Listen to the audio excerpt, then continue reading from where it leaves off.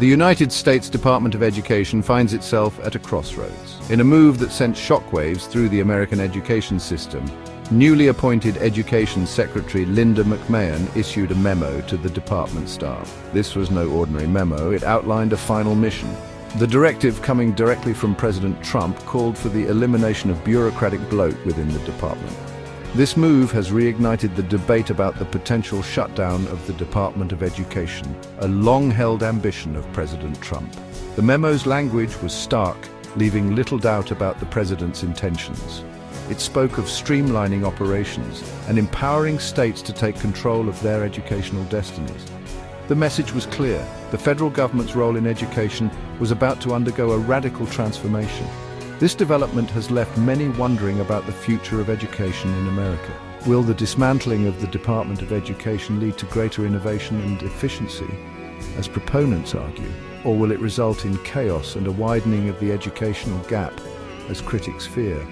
The final mission memo has set the stage for a high-stakes battle over the future of American education. The outcome of this battle will have far-reaching consequences for generations to come.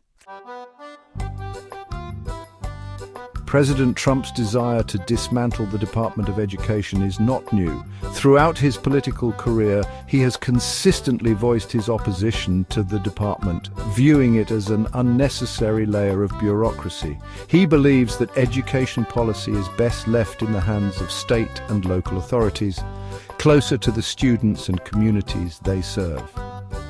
Trump's stance resonates with a segment of the population that feels the federal government has become too involved in education. They argue that a one-size-fits-all approach from Washington stifles innovation and fails to address the unique needs of individual states and school districts. During his 2024 presidential campaign, Trump made the dismantling of the Department of Education a central theme, promising to return power to the states. His resounding re-election victory can be interpreted as a mandate from the American people to carry out this promise. With the appointment of Linda McMahon, a staunch supporter of school choice and limited government, as Education Secretary, Trump has signaled his determination to make good on his campaign promise. The final mission memo is seen by many as the first step towards achieving this long-held goal. Linda McMahon, a successful businesswoman and former professional wrestling executive, is no stranger to shaking things up. Her appointment as Education Secretary raised eyebrows, but it also sent a clear message. Trump meant business when it came to dismantling the Department of Education. McMahon's background is far removed from the traditional world of education policy.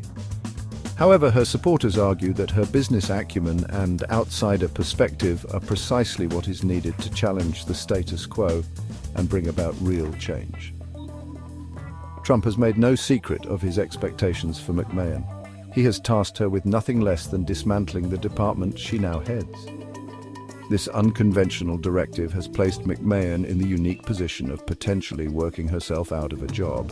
McMahon's approach to her final mission remains to be seen.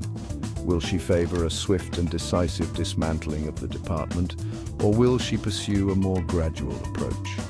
The coming months will reveal how she intends to navigate the complex political and logistical challenges ahead.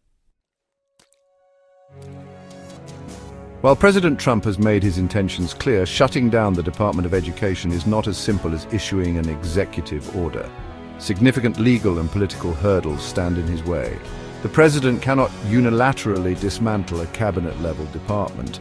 Such an action requires congressional approval. Congress, however, has historically been resistant to the idea of eliminating the Department of Education. During Trump's first term, his proposed budget cuts to education were met with fierce opposition, and a 2023 House amendment to abolish the department was soundly defeated. The political landscape remains unfavorable for Trump's plan. Teachers' unions, a powerful force in democratic politics, are vehemently opposed to the dismantling of the department, arguing that it would harm public education and disproportionately impact vulnerable students. Public opinion is also divided on the issue. While some support the idea of shrinking the federal government's role in education, Polls consistently show that a majority of Americans oppose the complete elimination of the Department of Education. Trump faces an uphill battle in convincing Congress and the American people to support his vision for education reform.